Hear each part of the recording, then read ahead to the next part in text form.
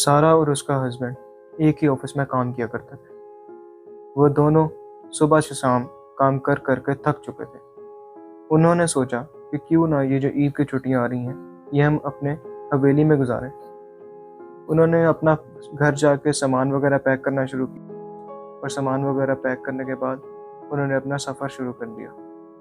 سفر شروع کیا تو تقریباً جب وہ وہاں پہنچے تو آلموسٹ شام کا ٹائم ہو چکا تھا۔ وہاں پہنچنے کے بعد انہوں کو وہ جگہ بہت ہی ویران سی لگی، کیونکہ ہر جگہ صرف اور صرف کھیت ہی کھیت تھے، اور دور دور تک کوئی بھی انسان یا اس کی کوئی بھی نشانی نہیں تھی۔ سارا کا وہ حویلی پہلی نظر میں بہت زیادہ وحشتناک لگی، لیکن اس نے باہر کا نظارہ وغیرہ دیکھنے کے بعد اس کو نظر انداز کر دیا، کیونکہ وہ بہت حسین تھا۔ جب وہ اندر گئے تو انہوں نے جا کر حویلی کا پورا جائزہ لیا، کیونکہ وہ حویلی بہت زیادہ خستہ حالت میں تھی۔ وہاں کے کیئر ٹیکر نے ان کو ہر کمرے کی چابی دے دی سوائے تہہ خانے کے کمرے کے، کیونکہ اس کمرے میں صرف اور صرف اس کے فرٹیلائزر اور پانی وغیرہ جو فصلوں کو دیتے ہیں اس کا سامان وغیرہ پڑا ہوا تھا۔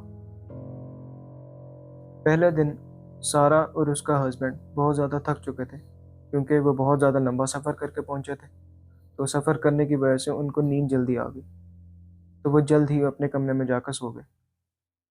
دیر رات سارا کی آنکھ کسی آواز کی وجہ سے اٹھ کھلی۔ وہ اسے دیکھنے کے لیے باہر گئی تو آواز تہہ خانے کی طرف سے آ رہی تھی۔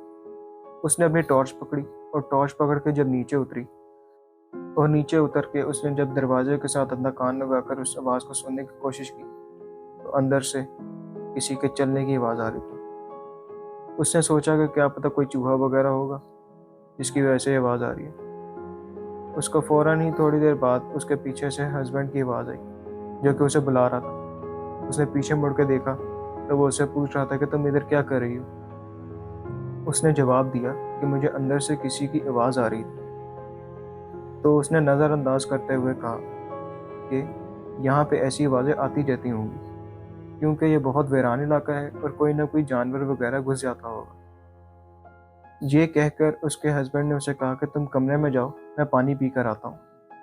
جب وہ کمرے میں گئی تو اس نے دیکھا کہ اس کا ہسبینڈ بیڈ پر سویا ہوا ہے۔ یہ دیکھ کر اس کے اندر ایک خوف کی لہر دور پڑی۔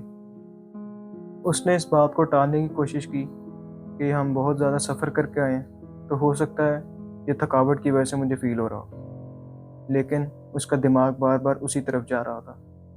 اگلا دن ہوا تو اگلے دن انہوں نے اپنے شام کے کھانے کے لیے گاؤں سے کچھ سامان لینے جانا تھا، کیونکہ رات کو ان کا باربیکیو کرنے کا پلان تھا۔ جب وہ سامان وغیرہ لے کر آئے تو انہوں نے اس کی میرینیشن وغیرہ کی۔ میرینیشن کرنے کے بعد آلموسٹ مغرب کے بعد ان نے اس کو پکانا شروع کر دیا۔ تقریباً گھنٹہ 2 گھنٹے گزرے ہوں گے تو اس کے ہسبینڈ نے کہا کہ میں ابھی واش روم سے ہو کے آتا ہوں۔ جب وہ واش روم سے باہر آیا تو اس نے دیکھا کہ اس کی بیوی بہت زیادہ سہمی ہوئی ہے۔ یہ دیکھنا ہی تھا تو اس نے پوچھا کہ تمہیں کیا ہوا ہے؟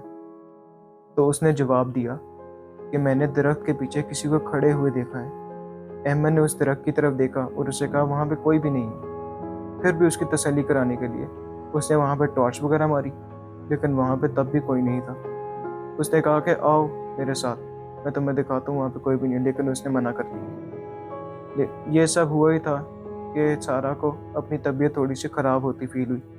اس نے کہا کہ چلو اب میں ذرا تھک گئی ہوں تو جا کے سوتے ہیں، تو وہ اوپر اپنے کمرے میں جا کر سو گئے۔ اسی طرح یہ 2 دن گزر گئے۔ یہ 2 دن انہوں نے فصلیں ایکسپلور کرنے میں اور آس پاس کا ایریا گھومنے میں گزار دی، اور یہ ان چیزوں کے بارے میں بالکل بھول چکے تھے۔ اب یہ ان کی وہاں پر چوتھی رات تھی کہ سارا کے ہسبینڈ کو رات کے ٹائم ایک دم سے پیاس لگی۔ جب اس نے دیکھا اپنے سائڈ پہ تو اس کا جگ بالکل خالی پڑا تھا۔ وہ جگ کو بھرنے کے لیے نیچے گیا۔ نیچے جب گیا تو اس نے کچن میں دیکھا کہ شیلف کے اوپر کوئی بیٹھا ہوا ہے۔ یہ دیکھ کے وہ ڈر گیا۔